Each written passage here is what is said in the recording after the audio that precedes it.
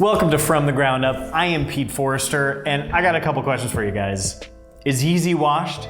Has Jordan been jumped over? Do you think you could do better? Well, in 2018, maybe you can. We've never seen as many new sneaker brands pop up like we have in the last 5 years, and there are no signs that it's going to slow down anytime soon. The democratization of internet shopping means anyone can have their own brand, but with this flood, how do we make sense of it? Which are the good and which are cash grabs, and how can you tell?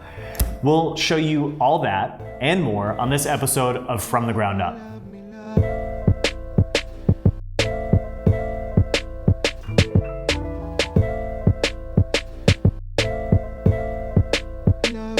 In this episode, we're talking about sneaker startups, where they come from, how they start up, and what something like that costs. Now, there are two main considerations you have to make when you're looking to start a new sneaker brand: design and production. The design is where everyone tends to start. That's where the dream hits paper with pencil. Sketches are where everyone becomes a god, but it's actually production that brings everyone to their knees. Think about everything you need to make a pair of sneakers. Soles. Are you going to build your own sole? What about sourcing leathers and materials? You have to interview and visit a dozen or so suppliers and then buy enough to make it worth their while. And then lasts. The last is the shape that sneakers are designed and assembled around. It's like a wooden foot.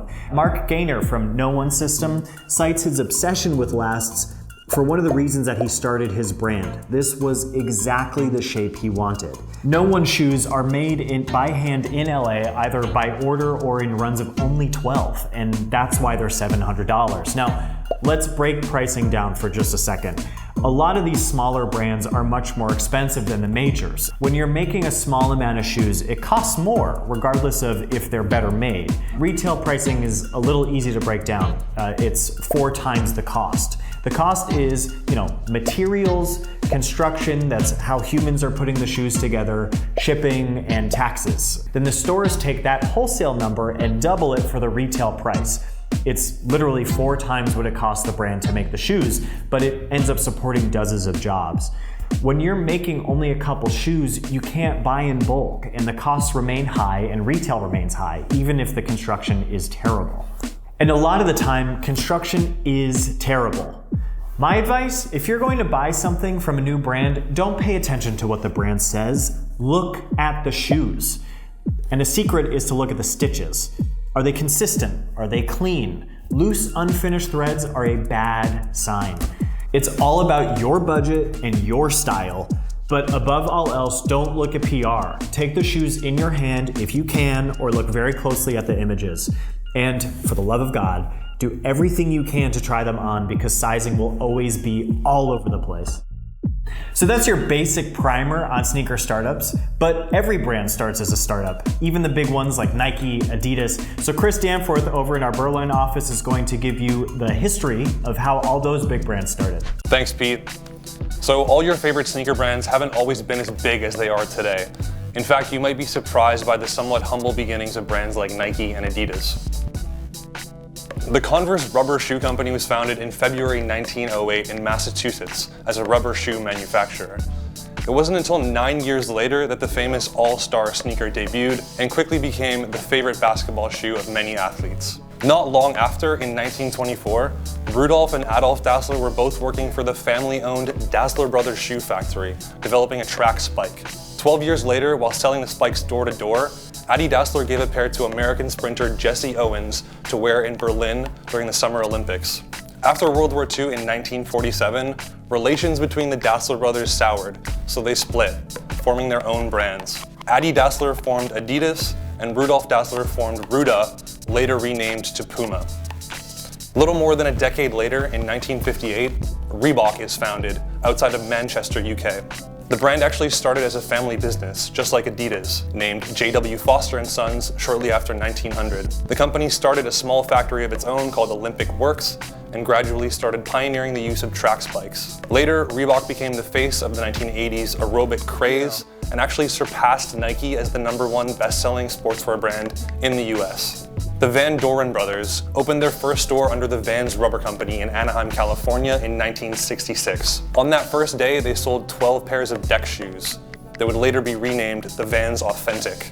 Iconic skateboarders Tony Alva and Stacy Peralta also helped co-design the Vans era, arguably the most important Vans shoe and the first real skateboarding shoe. In 1964, Phil Knight and Bill Bowerman founded Blue Ribbon Sports at the University of Oregon in order to import ASICS sneakers into the US. They quickly began designing their own footwear for the students at the University of Oregon, and eventually tapped Carolyn Davidson, a graphic designer, to create the now iconic swoosh logo. This is the sneaker project that would become Nike in 1978. So there's a small primer on how today's biggest footwear brands actually started. And now back to Pete in New York. Thanks for that, Chris. You know, it's really cool to remember and think about how all these brands that are the biggest in the world started off like all the small brands we're talking about today, and you really never know which one of them is gonna blow up. Now I'm gonna sit down with my friend and associate designer at Caleres, J.M. Aiello. What's up, guys? We are here with J.M. Aiello, associate designer for Caleres. You wanna tell us a little bit about yourself? Yes, my name is JM. I am associate designer for Caleres, which is an international footwear corporation. We design and manufacture shoes for dozens of brands all over the world. So when a company, like a smaller company who's not one of the big guys, and they're looking to start from scratch, you know, what is it that people sort of look over when they're starting to do that? There are just, so many moving components and moving parts there, and it's one thing to craft your holiday wish list on shoes that you think are cool and sneakers that, are trending or you saw your favorite rapper wearing. And for the process of design, it's really about having a direction and an attitude and ensuring that, your entire product line and everything you offer has a specific point of view and is cohesive. So let's talk about that tedium, actually, because I think that is the piece of it that we all miss, right? It's one thing to like sort of put a line on a piece of paper, and it's another thing to communicate with your overseas partners who are in Italy or in China and speak different languages and have different cultures. What is that? Like, can you sort of walk us through sort of some of those more insane aspects of it? Sure, just at like a top level view. I mean, you mentioned these colossal brands that have the history and they have billions of dollars, and you really have to set yourself apart through construction or materials especially. So it's about maybe paying homage to a classic upper style but putting your twist on it. But when you're dealing with people who English is not their first language, you have to be as thorough and explicit as possible.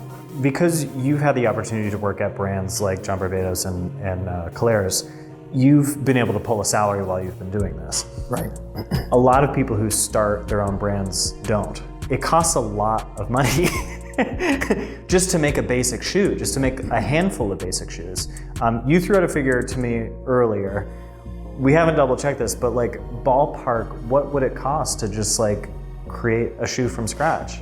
So, there's a lot, like I said, a lot of components that need to be developed just for one style. Right. People know that there are samples in footwear, and the reason for that, and a sample size, companies pick one sample size and that's their standard. Each sole, each pattern, each last costs money to create the equipment. So, you have your product offering and you have your samples, you go through this rigorous design process, and you end up finally with your samples, and you have maybe a handful of different constructions utilizing different soles, which all, each of these things cost money. Cutting dies, outsole molds, you're looking at, $20,000 to $25,000 right. Just for a full size run, right. just to go to production. It's insane. So you really have to do your homework. I mean, and again, it's you have to have the funds, you have to have the drive, but just that passion and working through. Thanks for joining us today. Absolutely. Thank you for having me. We're going to wrap up this episode with a round table featuring Gian DeLeon, the editorial director of Highsnobiety, and our friend Bernie Gross, who's the creative director over at Extra Butter.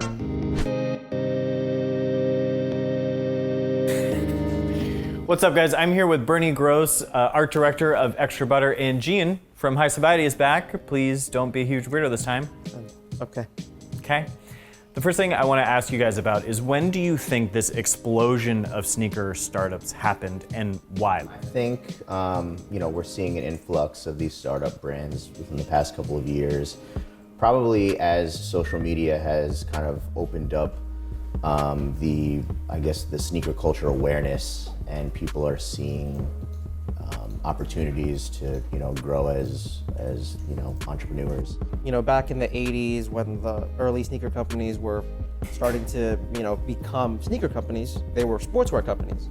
The sneaker industry wasn't a thing because it was so inextricably linked to athletes, athleticism, performance, and the whole sneaker lifestyle really happens like 2000s, 90s era for people trying to enter the market.